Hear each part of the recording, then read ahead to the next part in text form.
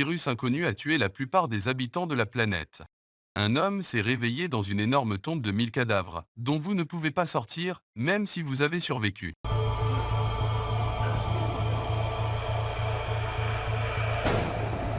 Il suffit de regarder profondément dans les yeux de cet homme, vous ne pouvez pas vraiment dire tout de suite s'il est mort ou vivant.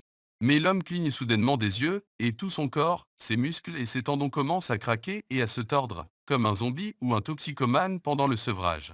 Une fois réveillé, il regarde autour de lui et comprend qu'il est dans un trou profond rempli de cadavres en décomposition. Il remarque la silhouette d'une femme quelque part au-dessus et lui demande de l'aide. Après un moment de délibération, elle lui jette un bout de corde et s'enfuit. Mais avant de sortir de là, notre personnage trouve un revolver dans le trou. Après avoir marché dans le fourré de la forêt pluvieuse de minuit, l'homme découvre une cabane. Il charge l'arme et entre à l'intérieur, où un groupe de personnes se demande déjà s'il faut aider l'homme au trou. Les gens le remarquent, et le chaos éclate. Ils pointent des canons les uns sur les autres, se blâment mutuellement pour la mort de tous ces gens et ne peuvent pas savoir dans quelle maison ils se trouvent actuellement. Notre personnage essaie d'expliquer qu'il s'est réveillé dans une pile de cadavres, ne se souvenant de rien, et la femme asiatique l'a aidé à sortir de là. D'autres commencent à reprocher à la femme de l'avoir aidé, puisqu'ils ne savent même pas qui il est. Mais il ne sait pas non plus qui ils sont.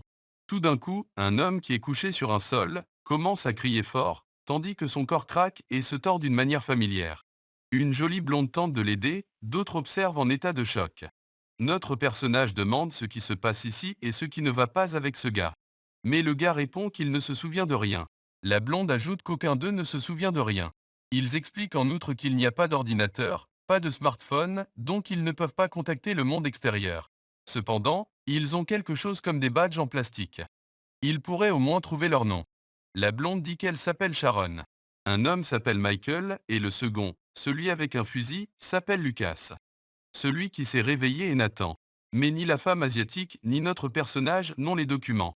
De plus, la femme est juste silencieuse et dessine constamment quelques hiéroglyphes. Notre personnage essaie de comprendre ce qu'elle écrit et pourquoi elle l'a sauvée. Mais les autres lui expliquent que la femme est muette. Elle entend tout, mais elle ne peut rien dire. En plus, elle ne comprend pas l'anglais. Mais elle en sait plus que quiconque parce qu'elle s'est réveillée avant tout le monde. Le groupe décide de fouiller la maison et essaie de tout comprendre.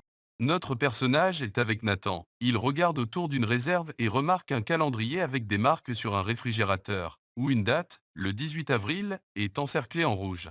Selon le calendrier, c'est le 16 aujourd'hui, ce qui signifie que quelque chose va arriver après-demain. En ce moment, Lucas et la dame asiatique tentent d'enquêter sur les hématomes similaires à partir des aiguilles qu'ils ont tous les deux sur leurs veines. Pendant ce temps, Michael trouve un placard avec tout un arsenal d'armes et de munitions. Les personnages décident de s'armer et d'être prêts à tout, au cas où. Sharon emmène notre personnage aux douches, où elle lui suggère de se rafraîchir. Après être resté seul, le personnage obtient des flashbacks bizarres pour la première fois. En prenant une douche, il essaie de se rappeler qui il est, quel est son nom, et ce qui est censé se passer le 18, mais en vain. Soudain, quelqu'un crie que la dame asiatique s'est échappée dans la forêt. Michael et Nathan gardent la maison. Les gars étudient la bibliothèque, et soudain Nathan réalise qu'il connaît le latin et comprend diverses.